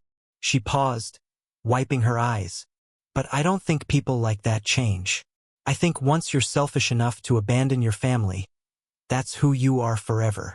Richard stared down at his hands, each word hitting him like a blow. Maya was right about him. He was exactly the monster she described. Maya, he said finally, voice barely above a whisper. What if, when you find your father, what if he's sorry? What if he wants to make things right? Maya looked at him, surprised. Do you think that's possible? Maybe, Richard said, though he wasn't sure he believed it himself. Maybe some people can change when they realize how wrong they were. Maya was silent for a long moment.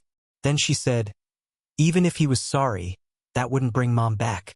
It wouldn't change that I grew up without a father. It wouldn't change that she died alone and afraid. No, Richard agreed, his voice breaking slightly. It wouldn't change any of that. Room service arrived then, and Maya ate with the desperation of someone who hadn't had a real meal in weeks. Richard watched her eat, memorizing every detail. how she savored each bite, how she automatically saved half the sandwich for later. Before he assured her there would be more food whenever she wanted as the evening went on. Richard found himself in the impossible position of helping Maya search for her father. He made phone calls, pretended to use his connections, all while knowing the man she sought was sitting right across from her. "I promise you," he said finally, as Maya began to fall asleep in the enormous bed. "I'll help you find your father, no matter what it takes." Maya looked at him with grateful, trusting eyes. "Thank you, Mr. Harrison. I don't know why you're being so kind to me, but it means everything." Richard turned away, unable to meet her gaze. His heart was breaking into pieces, knowing that when Maya finally learned the truth, she would hate him even more than she already did. But at least she was safe now. At least she was fed, warm, and getting medical care. It was a start, even if it was 17 years too late. Over the next 3 days, Richard became an obsessed man. He had hired the 2 best private detectives in Chicago, promising huge bonuses for quick and thorough information about Sarah Mitchell Harrison and Maya Harrison from the past 16 years. While Maya rested in the Ritz-Carlton suite, slowly recovering from hypothermia and malnutrition under discreet medical care, Richard received reports that shattered his soul piece by piece. "Here is the first batch of information," said James Crawford, the lead detective, placing a thick folder on Richard's mahogany desk. "And I have to warn you, Mr. Harrison, this is not pleasant reading." Richard opened the folder with hands shaking slightly. The first page was an employment report. Sarah Mitchell Harrison had started working as a cleaning lady at Empire Cleaning Services in April 2007, just 1 month after leaving home. "She worked from 4 a.m. to 8 a.m., Crawford explained, his voice professional but with a tone of sympathy. "She cleaned offices downtown before people arrived. The supervisor said she never missed a day, even when she was clearly sick." Richard imagined Sarah, probably still reeling from their separation, discovering she was pregnant, forcing herself to wake up at 3 a.m. every day to clean office buildings.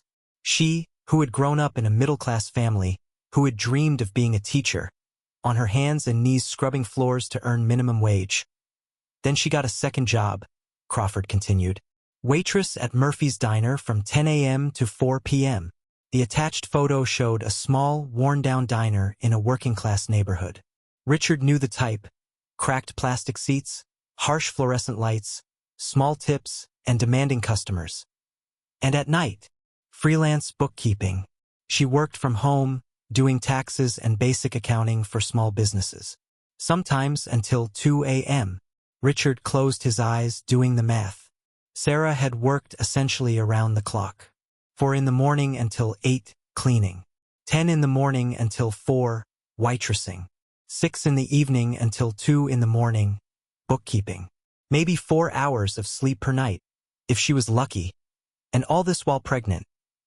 "Here's where she lived first," Crawford said, handing another photo. It was a studio apartment in a building that had seen better days decades ago. Small, dark, in a neighborhood where sirens wailed constantly. The kind of place Richard wouldn't park his car, much less raise a child. Rent was $450 a month. With utilities, probably $550. That was more than half her income from cleaning alone. Richard stared at the photo, trying to imagine Sarah, heavily pregnant, climbing stairs to this tiny space after working nearly 20 hours, making herself dinner in a kitchenette barely big enough for one person, probably falling asleep in the only chair, too tired to even make it to bed. What about when Maya was born? Crawford's expression grew more somber. She had to take unpaid leave from 2 of her jobs, managed to keep the bookkeeping work because she could do that from home with the baby. But money got tight, very tight. The next pages showed the decline. Sarah had been forced to move to cheaper places as her income dropped. First a smaller apartment, then a room in a boarding house, then back to another tiny apartment when Maya started school and Sarah could work more hours again. "She never went on welfare," Crawford noted. "I checked. Never asked for government assistance, never took charity." The Empire cleaning supervisor said she worked extra shifts whenever available, sometimes 16-hour days when someone called in sick. Richard imagined Sarah in those early years, exhausted beyond belief, caring for a baby while working multiple jobs, probably surviving on coffee and sheer determination. Meanwhile, he had been building his practice, complaining when his housekeeper put his shirts in the wrong order. "Tell me more about when Maya was older." "Sarah was devoted," Crawford said, pulling out school records. "Maya attended Benjamin Franklin Elementary. Every parent-teacher conference, Sarah was there. Every school event. Teachers remember her because she would come straight from work, still in her cleaning uniform or waitress clothes, but she never missed anything important." Richard studied Maya's school photos. Gap-toothed smiles, bright eyes, carefully braided hair. In every photo, she looked well cared for despite their poverty. Her clothes were clean and pressed, her hair neat. Sarah had clearly moved heaven and earth to make sure Maya never looked like they struggled. The teachers said Sarah would pick up extra work whenever Maya needed anything for school. Science fair project supplies, field trip fees, whatever it was. Maya never went without when it came to her education. "What about Sarah's health?" Crawford's face darkened. "That's where things get really difficult, Mr. Harrison. The first signs showed up when Maya was about 12. Sarah started having regular doctor visits at the free clinic downtown." Richard felt his stomach clench. A free clinic. Sarah had been going to a free clinic for healthcare while he had gold-tier insurance that covered everything from routine checkups to experimental treatments. She tried to hide it from Maya initially, told her daughter she was just helping out at the clinic, volunteering. But the medical records we could access show growing concern about fatigue, weight loss, persistent cough. When was she diagnosed? Officially? 2 years ago. But based on symptoms documented at the clinic, she probably had been sick for much longer. Stage 3 lung cancer by the time they found it. Stage 3. Richard knew enough about cancer to understand what that meant. By the time Sarah was properly diagnosed, her chances were already slim. "What kind of treatment did she receive?" Crawford hesitated.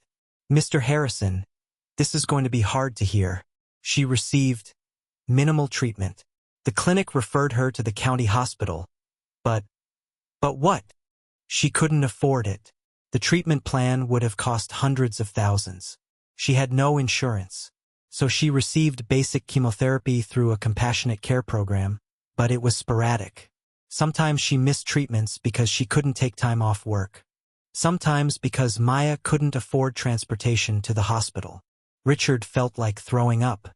Sarah had died not because her cancer was untreatable, but because she couldn't afford proper treatment.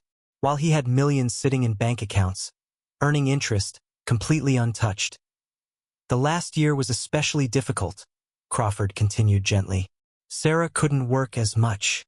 They lost their apartment in October, moved to the Sacred Heart shelter downtown. Richard had driven past Sacred Heart countless times. It was a grim building in one of Chicago's most dangerous neighborhoods, clearly overwhelmed and underfunded. Maya had to change schools. She was doing well academically, but suddenly she was dealing with instability, her mother's declining health, and living in a shelter. Some teachers noted she seemed tired, distracted. But she never complained. And Sarah's final months? She tried to keep working as long as possible. Even when she was clearly very sick, she would take cleaning jobs that didn't require much physical strength. Filing, organizing, anything to earn money. The shelter workers said she was obsessed with making sure Maya would be okay after she was gone. Richard studied a photo from Sarah's final months. She was shockingly thin, her face gaunt, but her arm was around Maya, and both were smiling at the camera. Even dying, Sarah had been trying to protect Maya's happiness. "That's when she started talking about Maya's father," Crawford said. "Shelter workers remember her telling Maya stories about him. Positive stories. Nothing about why they separated.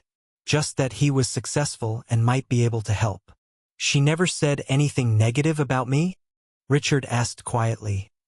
"Never. At least not that anyone remembers. If anything, she seemed to be trying to build you up in Maya's mind. One counselor remembered Sarah saying she hoped you had changed, that maybe you would want to be part of Maya's life now." The irony was devastating. Sarah, who had every right to hate him, had spent her final months protecting his reputation with their daughter. While Maya now hated him based on her own assumptions, Sarah had apparently tried to keep that hatred from forming. Her final hospital stay was difficult, Crawford continued. Maya barely left her side. Hospital staff said she slept in the chair next to her mother's bed every night. When Sarah died, Maya had nowhere to go. She spent one night at the shelter, but they can't keep minors long-term without proper paperwork. That's when she ended up on the streets. Richard closed the file, unable to read anymore. Every detail was an accusation. Every fact was proof of his monstrous failure as a husband and father. "There's more," Crawford said, hesitating. "What more could there possibly be?" "We found her diary. From the final months. The shelter workers kept her belongings for Maya." Richard's blood ran cold. "What does it say? Would you like to read excerpts? Or should I summarize?" "Read them," Richard said.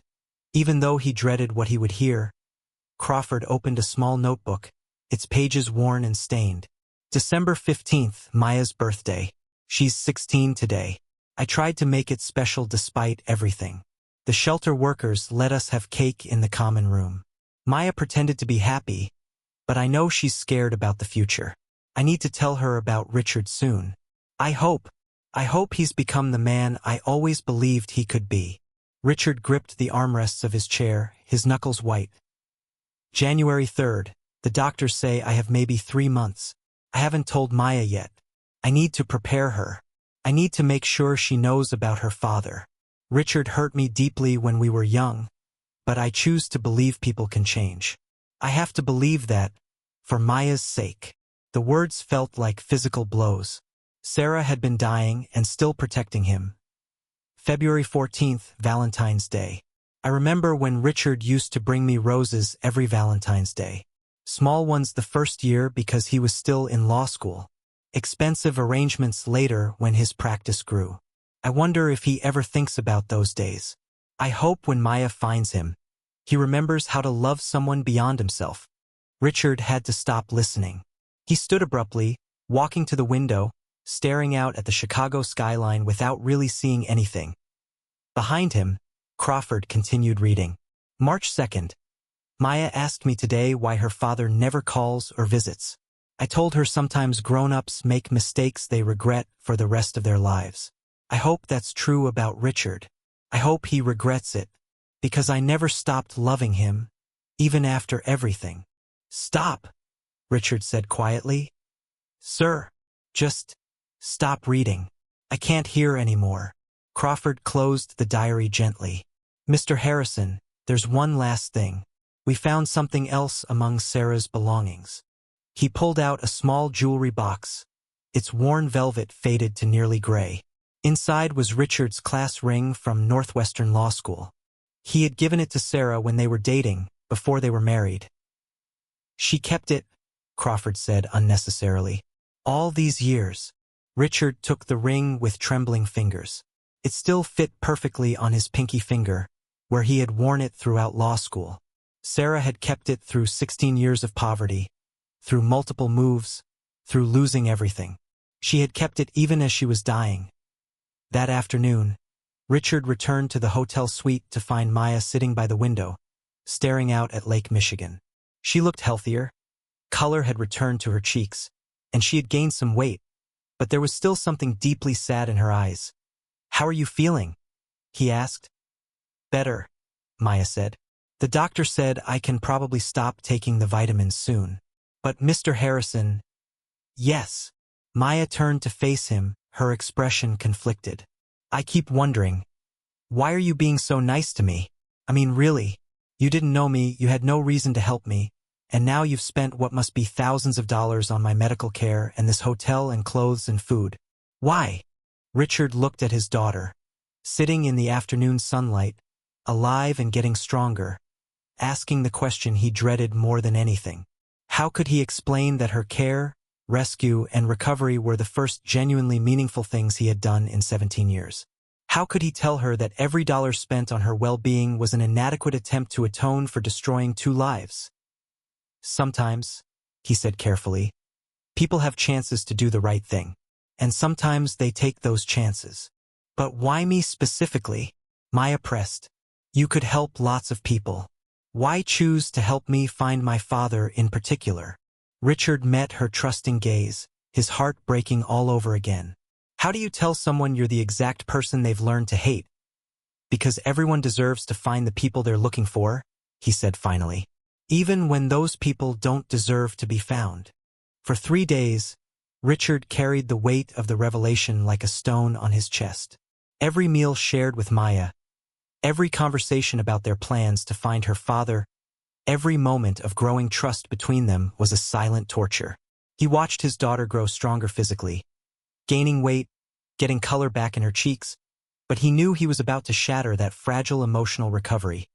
On the morning of the 4th day, Maya sat on the suite's porch, drinking hot chocolate and flipping through a book Richard had bought her. The March sun created a golden halo around her dark hair, and for a moment, Richard saw Sarah in her with a clarity that pierced his heart. "Maya," he said, his voice coming out hoarse. "We need to talk." She looked at him curious, closing the book. "About what? Did you get more information about my dad through your contacts?" The innocent question felt like a stab. Richard sat down in the chair across from her, his hands trembling slightly. "In a way, yes," he said, pulling a folder he had hidden in his luggage for days. "Maya, I don't know how to say this, so I'll be direct."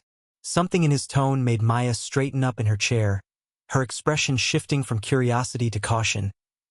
"I'm your father," Richard said, the words coming out like a broken whisper. "I'm Richard Harrison. You've been looking for me." The silence that followed was deafening. Maya froze completely, as if her brain had stopped processing information. Her eyes widened slowly, scanning Richard's face as if trying to rearrange familiar features into a pattern that made sense. "What did you say?" she asked, her voice barely audible. "I'm your father," Richard repeated, now with more strength, even though each word felt like glass stuck in his throat. "Richard Matthew Harrison. I was married to your mother, Sarah Michelle. We separated when she was pregnant with you." Maya kept staring at him, her breathing growing faster. Richard opened the folder with shaky hands and pulled out old photographs. Him and Sarah at Harvard, on their wedding day, on their first vacation together. Photos from a time when they were happy, when love seemed enough to overcome anything. "These are our pictures," he said, handing her the images. "Your mother and me, before everything went wrong." Maya took the photos with visibly trembling fingers. Richard watched her eyes scan each image, seeing the recognition slowly forming. Young and radiant Sarah, long hair and bright smile. A young Richard too, but with the same eyes, the same face shape Maya had inherited. "No," Maya whispered, shaking her head. "No, no, no. You can't be him." "Maya, I know this is a shock. A shock." Maya exploded, jumping out of her chair so sharply the photos flew through the air. "You thought that would be a shock? You lied to me for an entire week. You pretended to help me find you while you were here the whole time." Her voice climbed several octaves, becoming shrill with anger and betrayal. Richard tried to stand, but Maya backed away from him like he was dangerous. "I didn't know how to tell the truth," Richard said desperately. "I didn't know how to tell the truth." Maya shouted, her hands clenched into fists. "You didn't know how to tell the truth? What about 16 years ago, when you abandoned my pregnant mother? What about when she was dying and you didn't even know she existed?" Tears began to stream down Maya's face, but it was anger, not sadness. 16 years of pain and abandonment finally finding a target. "You're a monster," she continued, her voice broken but furious. "You're exactly the monster I imagined you'd be. Worse, at least I thought you didn't know about me. But you knew about Mom. You turned her away. You made her go through all that alone." "Maya, please, let me explain." "Explain what?" she practically screamed. "Explain how you decided your precious career was more important than your wife and your baby? Explain how you slept in your warm bed while Mom worked 3 jobs to support us." Richard felt tears begin to run down his face, but he didn't try to hide them. "You're right," he said, his voice breaking. You're absolutely right about everything. I'm a monster. I'm a coward. I destroyed 2 lives because I was young and selfish and stupid. Young and selfish? Maya stepped toward him, her eyes blazing. You were 27. You were an adult. You made a choice. You chose to abandon us. Maya began pounding her fists on his chest, each punch punctuated by broken words of pain. She worked nights, cleaning offices, because you weren't there to help. She waited tables for hours with swollen feet, because you abandoned us. Richard didn't try to stop the punches. Each one felt fair, deserved. He gently held her wrists as she started to lose strength, exhausted from beating him. Do you know what it's like to grow up without a father? Maya sobbed, still trying to break free of his gentle hold. Do you know what it's like to see all the other kids with their dads at softball games, at school performances, and know that your own father didn't care enough to stay? Maya, please. She never complained. Maya screamed, finally breaking free and stepping back again. Never. Not once did she say a bad word about you. She told me you were a good man who made a mistake. She made me believe maybe you'd changed, that maybe you wanted to know me.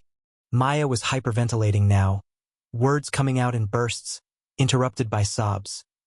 Do you know what she told me before she died? She said you probably thought about us sometimes, that you probably missed what we could have been as a family. I did, Richard said through his own tears. I missed it every day. Lie, Maya screamed. If you missed us, you would have looked for us. If you cared, you would have helped when she got sick. You would have. She couldn't finish the sentence, choking on violent sobs. She died in a public hospital, in a dirty bed, holding my hand, asking if I'd be okay, while you were in your mansion counting your money.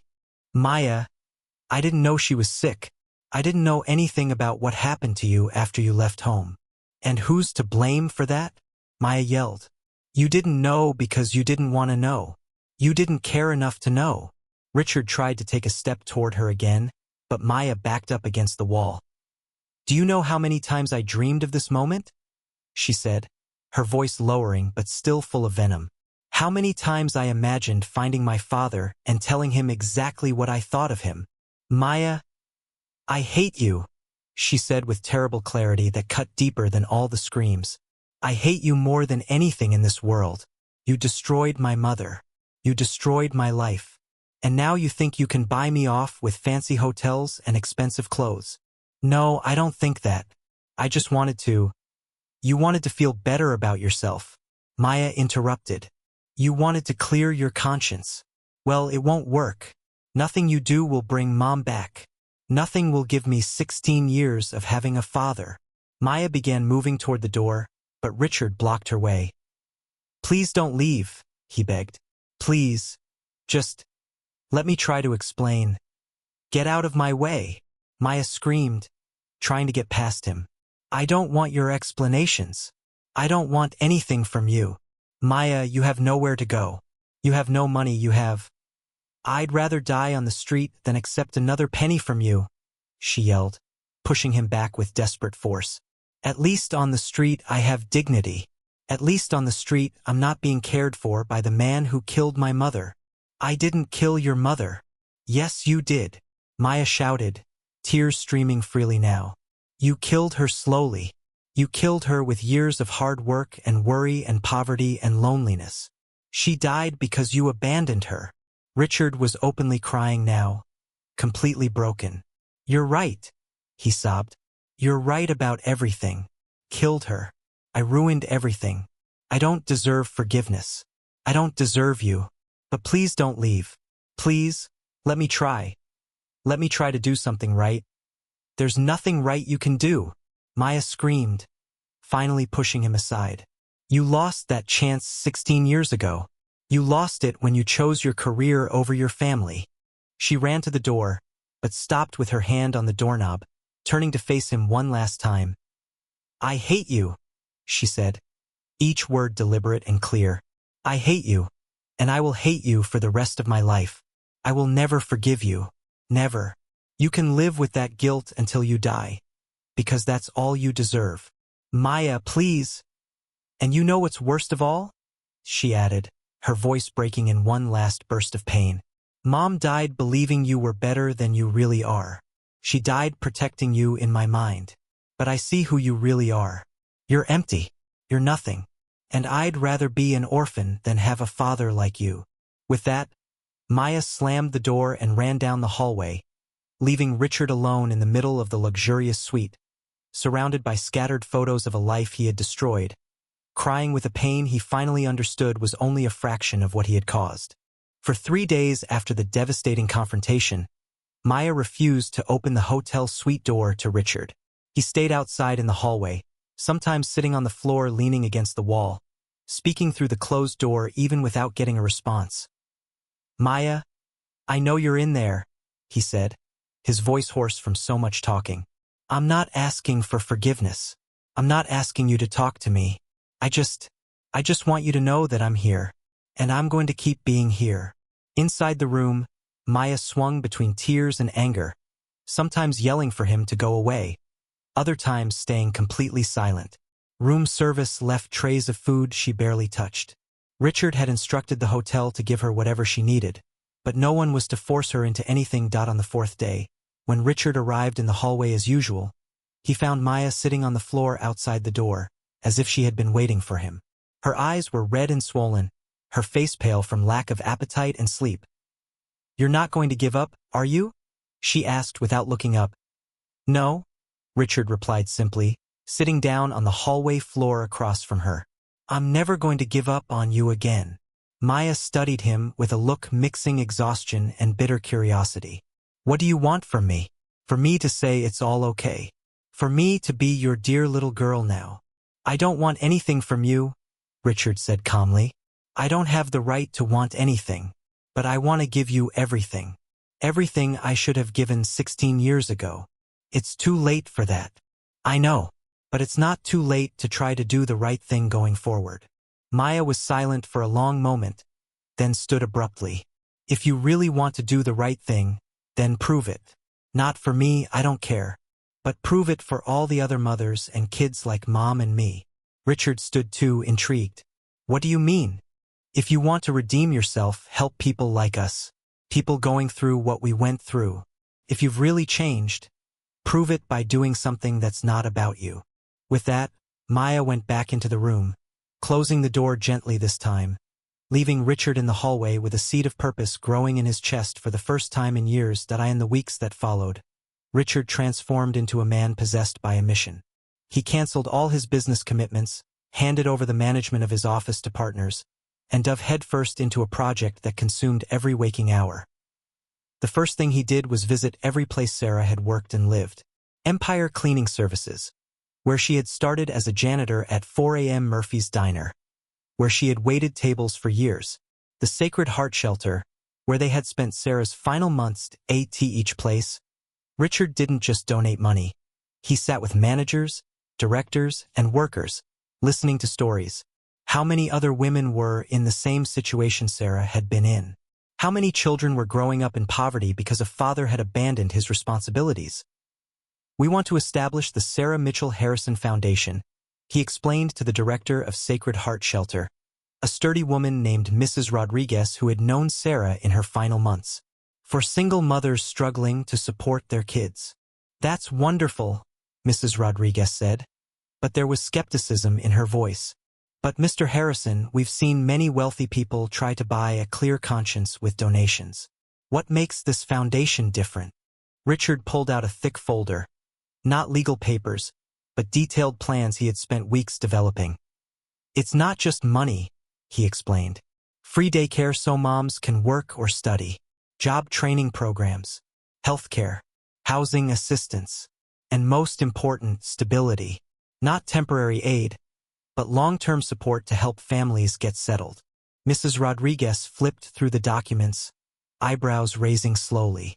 That would help hundreds of families. Thousands, I hope. And not just in Chicago. We want to expand to other cities, other states. How much are you planning to invest in this? Richard met her gaze directly. Everything. My entire personal fortune if necessary. This foundation will be my life going forward.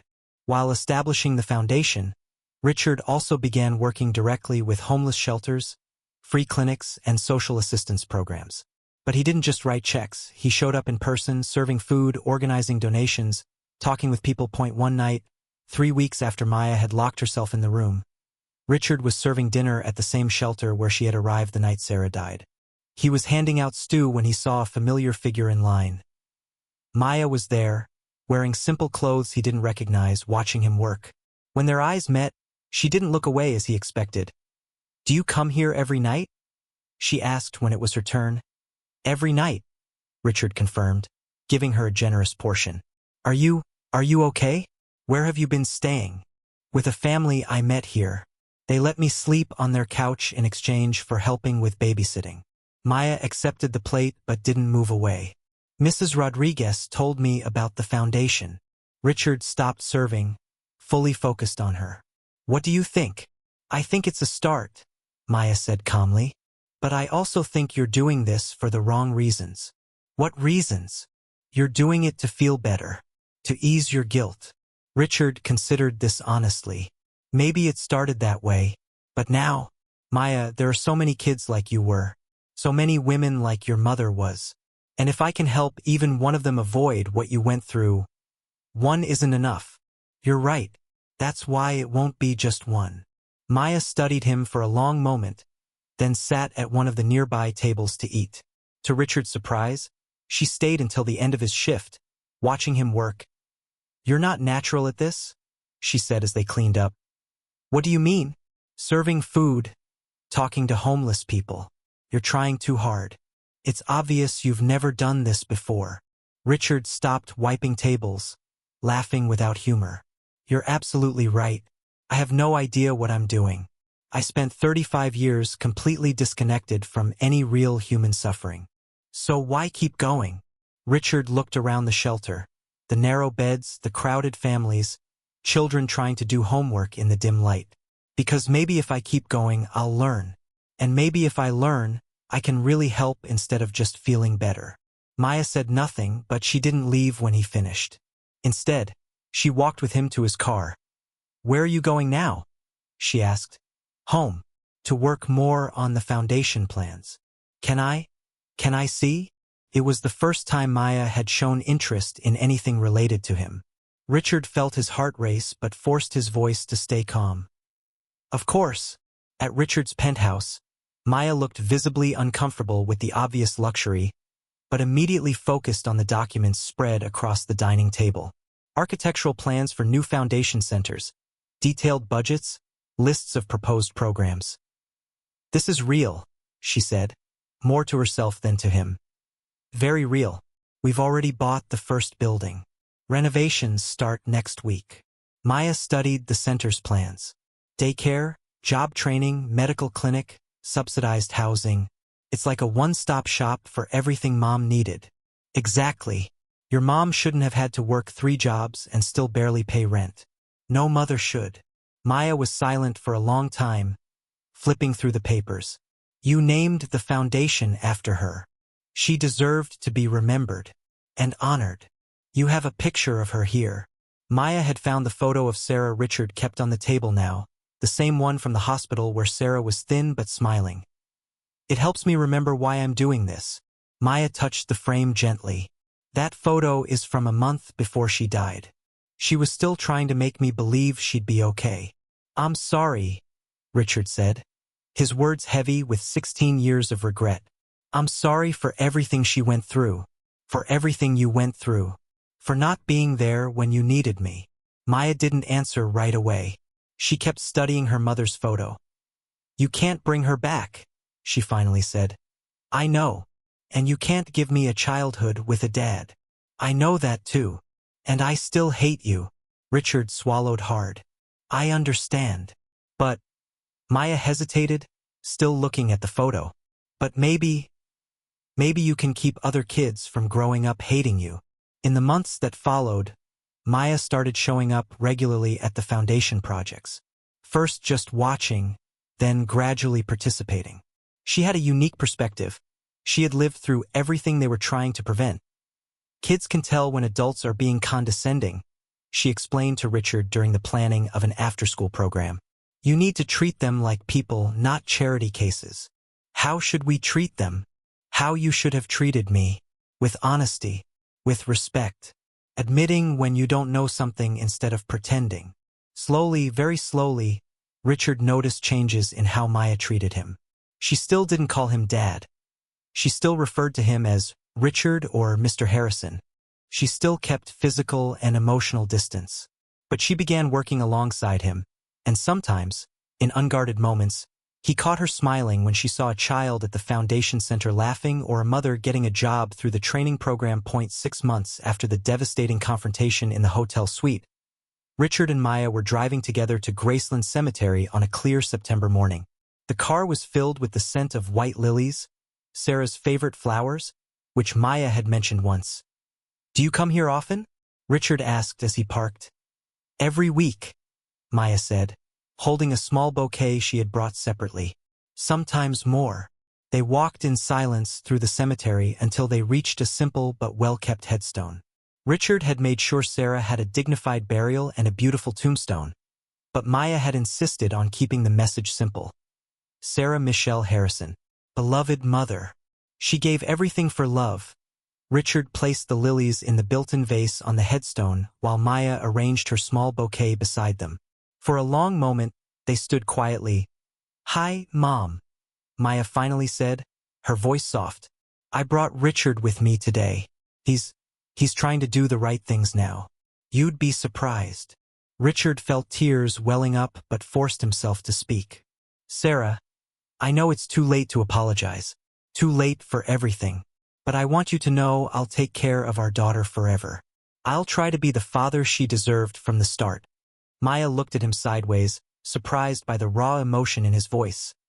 I promise, Richard continued, speaking directly to the headstone, that Maya will never need anything, never be alone, never wonder if anyone cares about her. And I will try to be worthy of the love you always had for us, even when I didn't deserve it. Maya was quiet for a long moment, then slowly, hesitantly, she reached over and placed her hand on top of Richard's. It was the first time she had initiated physical contact with him since learning the truth. She always said people can change, Maya whispered, that it's never too late to become better. Richard looked down at the small hand covering his, barely daring to breathe for fear she might change her mind. Maybe she was right, Maya added, her voice still soft but with less pain than months before. When they finally left the cemetery, Maya didn't pull her hand away immediately. They walked back to the car side by side, and Richard noticed she was wearing something different around her neck.